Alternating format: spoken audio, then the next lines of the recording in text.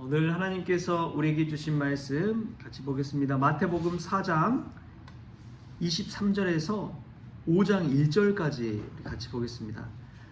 마태복음 4장 23절부터 5장 1절까지 말씀 우리 찾으셨으면 한 목소리로 같이 읽겠습니다. 예수께서 온 갈릴리에 두루 다니사 그들의 회당에서 가르치시며 천국 복음을 전파하시며 백성 중에 모든 병과 모든 약한 것을 고치시니 그의 소문이 온 수리아에 퍼진지라. 사람들이 모든 앓는 자 곧 각종 병에 걸려서 고통당하는 자 귀신 들린 자 간질하는 자 중풍병자들을 데려오니 그들을 고치시더라. 갈릴리와 데가볼리와 예루살렘과 유대와 요단강 건너편에서 수많은 무리가 따르니라. 예수께서 무리를 보시고 산에 올라가 앉으시니 제자들이 나아온지라. 아멘. 할렐루야. 말씀에서 귀한 은혜가 저와 여러분의 있기를 소망합니다. 오늘 새벽에 이제 교회에 오는데 평소와는 다른 경험을 했습니다. 제가 이제 현관문을 열고 딱 들어가려고 하는데 이상해서 뒤를 보니까 고양이 한 마리가 저를 따라 들어오려고 하는 거예요. 그래서 그 모습 보면서 새벽 기도 드리러 왔나 보다. 고양이가 주변에 가면 많이 있거든요. 교회 주변에 많이 있는데 저 고양이는 참 특별한 고양이다. 교회에 저렇게 들어오려고 하고 그런 생각이 들었습니다. 혹시 현관에 고양이 있던가요? 없었어요. 네, 그 모습 보면서 참 신기하구나, 특별한 경험이구나 하는 생각이 들었습니다. 근데 오늘 말씀에도 보면요, 예수님의 주변에는 여러 그룹들이 있었습니다. 예수님을 따라다니는 무리들이 있었어요. 예수님에 대한 소문을 듣고 예수님 병자들을 고쳐주신다는 이야기, 또 말씀을 가르칠 때 권위 있는 말씀을 가르치다 보니까 많은 사람들이 몰려들었습니다. 그 사람들을 성경에서는 무리라고 표현을 하고 있습니다. 또 그 무리 속에서도 예수님께서 특별히 부르신 제자 그룹이 있었습니다. 12명의 제자 그룹이 있었지요. 그래서 예수님을 따라다니면서 무리들이 듣지 못했던 말씀들을 들었던 이들이 제자들입니다. 또 복음서를 읽다 보면 알 수 있는 게 이 12명의 제자들 중에서도 특별히 3명의 제자가 예수님의 사역에 더 깊이 동참하고 있다는 것을 알 수가 있습니다. 베드로와 야고보와 요한이지요. 이 베드로와 야고보와 요한, 이 세 사람은 또 예수님이 특별한 장소에서 치유의 사역을 할 때에, 또 산에 올라가 기도할 때에 이 3명의 제자들을 특별히 부르셔서 함께하는 것을 종종 보게 됩니다. 예수님 곁에는 이러한 그룹들이 있었던 것이죠. 이 무리가 있고 12제자가 있고 또 3제자가 있다는 것, 이것을 생각해 볼 때에 예수님은 제자 훈련을 통해서 또 이 사역 속에서도 구분해서 말씀을 전하고 가르치고 있구나, 이것을 깨달을 수가 있습니다. 그 핵심 그룹을 통해서 하나님의 말씀을 제대로 알려주고, 그 핵심 그룹을 통해서 예수님이 부활 승천하신 이후에 수많은 나라와 선교와 전도를 감당하게 하셨습니다. 이것을 볼 때 참 예수님께서 차별화해서, 차등화해서 하나님의 말씀을 전하고 또 가르치고 경험하게 하셨구나. 이 사역에서 저는 마찬가지인 것 같아요. 사역 속에서도 교회에서 헌신하는 그룹이 있고, 그냥 이제 와서 예배만 드리는 그룹이 있고, 또 같이 기도하는 그룹이 있고, 또 같이 전도하는 그룹이 있고, 다 이제 좀 나눠져 있다는 것을 알게 됩니다. 사역하다 보면은 제가 원해서 되는 것도 아니고, 목회자가 이제 원해서 되는 것도 아니고, 그냥 그렇게 되어지게 됩니다. 그래서 교회가 굴러가고 돌아가는 데 있어서 핵심 그룹을 통해서 교회가 많이 좌지우지된다는 것을 알 수가 있어요. 예수님께서는 이러한 것들을 다 깨닫고 제자 훈련을 시키시고 이 무리 중에서도 소수의 사람들만 택하셨다는 것을 알 수가 있습니다. 오늘 말씀에 이제 그 장면이 나오는 거예요. 우리 25절하고 5장 1절 말씀 다시 한번 읽겠습니다. 25절부터 5장 1절 시작.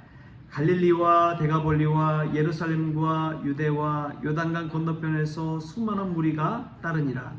예수께서 무리를 보시고 산에 올라가 앉으시니 제자들이 나온지라. 아멘. 카일 아이들먼이 쓴 팬인가 제자인가 라는 유명한 책이 있습니다. 여러분도 한번 읽어보십시오. 팬인가 제자인가. 보면은 예수님을 따르는 무리들은 예수님 정말 좋아하는 그룹 팬에 속해 있죠. 그리고 예수님을 따르는 핵심 그룹은 제자에 속해 있습니다. 팬인가 제자인가를 논할 때에 구분할 수 있는 여러 가지 것들이 있지요. 예수님의 제자는 어디든지 예수님을 따릅니다. 어디든지 예수님을 따라요. 그러나 이 팬, 무리층은 멀리서 예수님을 응원하고 좋아하는 그런 상태에서 끝이 납니다. 예수님의 제자들은 예수님을 위해서라면 자신을 희생하고 또 자신의 모든 것을 생업까지도 버려두고 예수님을 따르는 사람들이 제자들이지요. 그러나 무리들은 자신이 적당히 할 수 있는 것만 하고 되도록이면 손해보지 않고 희생하지 않으려고 합니다. 제자들은 예수님을 따를 때에 이해타산적이지 않아요. 셈하고 계산하지 않고 그냥 예수님을 따릅니다. 예수님 말 순종하는 것이죠. 그러나 팬층은 이해타산을 따집니다. 셈하고 계산하는 것이죠. 저게 나에게 유익이 될지 안 될지를 다 고민해보고 내가 원하고 하는 것만 행하지, 내가 할 수 있는 것만 생각하고 그냥 끝내지 희생하지 않으려고 하는 것입니다. 예수님의 제자들은 상황이나 환경에 따라서 좌우되지 않고 믿음에 따라서 행하는 사람들이 제자들이라면 팬은 상황과 환경을 다 따져봅니다. 그렇게 예수님을 입으로는 믿고 따른다고 하면서도 무리들은 상황이 돌변하면 어떻게 됩니까? 지금 예수님을 고쳐줄 때는 막 따라다니죠. 그러나 예수님을 십자가에 못 박을 때는 예수님의 십자가에 못 박으라고 그렇게 소리 지르던 사람들도 무리들이었다는 것을 기억하십시오.